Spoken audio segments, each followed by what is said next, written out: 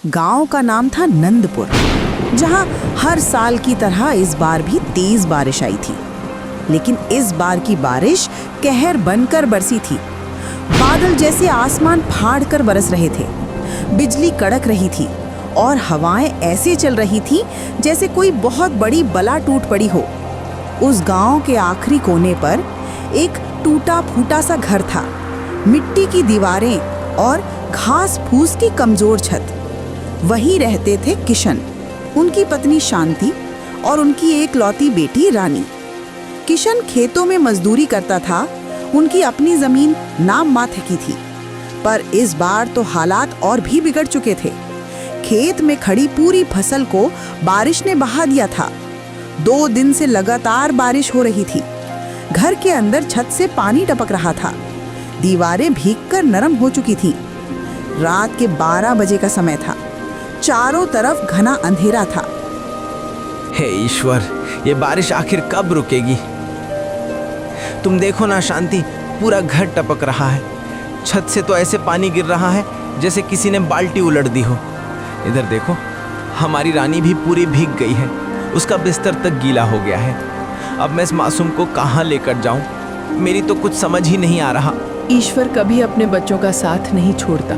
हमें उस पर भरोसा रखना होगा। ये बरसात भी एक दिन थम जाएगी, ये अंधेरा भी छट जाएगा। बस तुम रो मत और मुझे कमज़ोर मत पड़ने देना। पर किशन, कब तक ऐसे ही चलेगा? बताओ ना, पिछले साल भी तो यही हुआ था। बरसात आई, घर की मिट्टी की दीवारें गिर गई। तब तो गांव वालों ने किसी तरह 2 रोटियां दे दी थी, छप्पर जोड़ने को थोड़ी घास फूस दे दी थी। लेकिन इस बार तो कोई देखने भी नहीं आया। किसी को फर्क ही नहीं पड़ता कि हम जिंदा हैं भी या मर गए। देखो, बच्ची भी ठंड से कांप रही है। ये कैसी गरीबी है किशन? किशन कुछ न बोला। उसका गला भर आया था। उसके मन में हजारों सवाल थे। क्या गरीब की जिंदगी यूं ही बारिश में डूबती रहेगी? क्या भगवान गरीबों का नहीं होता? उसने रानी को एक चादर में लपेटा। रानी भी माँ से चिपककर सोने की कोशिश कर रही थी। दीवार के पास रखे गेहूं के बोरे भी भीग चुके हैं। चूल्हे के पास लकड़ियां भी गीली हैं। कल क्या खाएंगे किशन? सारा आटा भी तो गीला हो गया, चूल्हे की लकड़ियां भी भीग गई।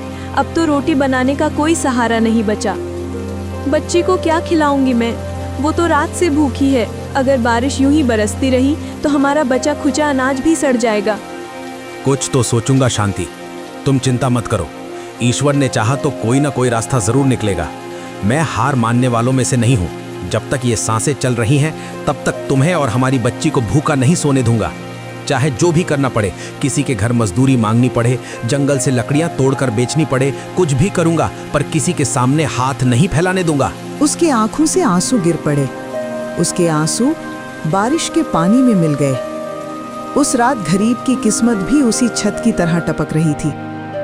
रात जैसे तैसे बीत गई। बारिश की बूंदें अभी भी छत से टपक रही थीं। सुबह होते ही किशन ने सबसे पहले अपनी बेटी रानी के भीगे कपड़े बदले। उसके पास सिर्फ 2 ही जोड़ी कपड़े थे। शांति चूल्हे के पास बैठी थी। लकड़ियां गीली थीं। उसने कई बार माचिस की तीली रगड़े, लेकिन आग नहीं जली। उसकी आंखों में आंसू थे। किशन, कुछ कर। देख तो हमारी बच्ची कब से भूखी पड़ी है। उसका पेट कब से सूखा है। उसके रोने की भी ताकत नहीं बची है। उसका चेहरा देख कैसे पीला पड़ गया है। किशन चुपचाप खड़ा था। बाहर बारिश की फुहार अभी गिर रही थी। घर के पीछे उसका छोटा सा खेत था जहां मक्का बोई थी। वो घर से बाहर निकला। मिट्टी कीचड़ बन चुकी थी। वो खेत तक पहुंचा और देखा जगह जगह पानी भरा था। मक्का के पौधे आधे टूट गए थे और आधे गल चुके थे। हे भगवान, क्या हो गया? मैं तो बर्बाद हो गया। अब क्या करूं? उसके आंखों के सामने अंधेरा छा गया। उसने आसमान की ओर देखा। बादल अभी भी गरज रहे थे। बिजली कड़क रही थी। वो वापस लौटा।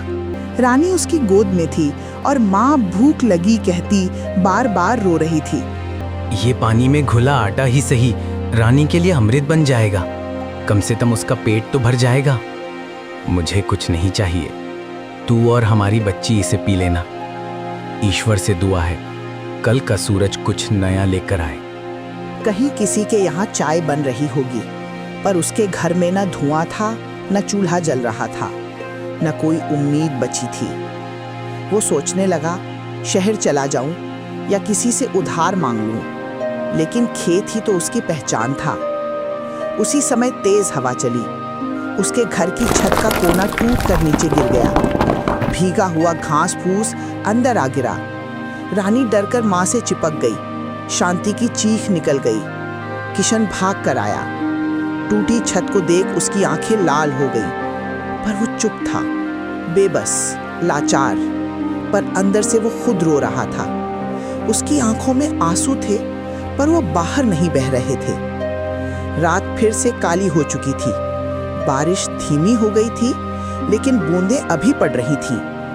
ठंडी हवा के झोंके घर के भीतर तक आ रहे थे। मिट्टी की भीगी दीवारें ठंडी हो गई थी। रानी माँ से चिपकी पड़ी थी। अचानक उसकी सांसें तेज चलने लगीं। वो कांप रही थी। उसकी नाक बह रही थी। शरीर बुखार से टप रहा था। किशन ने बेटी का माथा छुआ जैसे अंगारे रखे हों। उसका दिल धक से रह गया। किशन, रानी को बहुत तेज बुखार है, कुछ करो, डॉक्टर के पास ले चलो। पड़ोस में चाचा चाची रहते हैं ना, उनसे उधार मांग लो, बाद में मजदूरी करके लौटा देंगे। बच्ची को दवा तो दिलानी ही होगी। किशन की आंखों में शर्म उतर आई। वो जानता था चाचा चाची उसे ताने देंगे, पर बेटी की जान से बढ़कर कुछ नहीं था। वो हिम्मत करके उठा। वो भीगे खेतों से होते हुए अपने चाचा के घर पहुंचा। क्या हुआ इतनी रात को? चाची, रानी को बहुत तेज बुखार है। उसका पूरा बदन जल रहा है। बस कुछ पैसे चाहिए थे, मैं उसे कंपाउंडर के पास ले जाऊंगा, कोई दवा तो दिला दूंगा उसे। देखो चाची, मेरी बच्ची की कसम, मैं झूठ नहीं बोल रहा। बस इस वक्त मदद कर दो, उसकी हालत देखी नहीं जाती मुझसे। अगर कुछ हो गया ना चाची, तो मैं जीते जी मर जाऊंगा। रघु, देख, इस बारिश में सबकी हालत खराब है। कोई एक तो ही नहीं है जो मुसीबत में है। खुद हमारा खर्चा भी मुश्किल से चल रहा है, ऊपर से तू आ गया हाथ फैलाए। और तेरा क्या है? लौटाता तो तू कुछ है नहीं। पिछले साल भी तो ऐसे ही कहा था। आज तक एक पैसा लौटाया तूने? हम भीख मांगकर नहीं जी रहे रघु, मेहनत करते हैं। क्या बात है रघु किशन, तू इस समय यहाँ? सुनो तो, रानी को बुखार है, पैसे मांग रहा है मुझसे, जैसे हम कोई खजाना लेकर बैठे हैं। ईश्वर जाने, इनका नसीब ही ऐसा है या आदत बना ली है लोगों से मांगने की। रघु, हमने पहले भी तुझे उधार दिया था, लौटा दिया क्या? जा, भगवान बड़ा है, वही करेगा कुछ। किशन के होंठ सूख गए। उसका दिल कांप उठा। रिश्तेदार भी जब मुंह फेर लें तो इंसान किसके आगे हाथ फैलाए। वो चुपचाप मुड़ा। उसकी आंखों से आंसू बह रहे थे। उसके कदम कीचड़ में धंस रहे थे, लेकिन वो चलता रहा।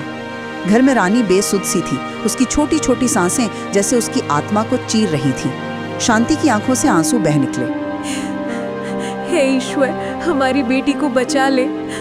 अगर उसे कुछ हुआ तो मैं भी जी नहीं पाऊंगी।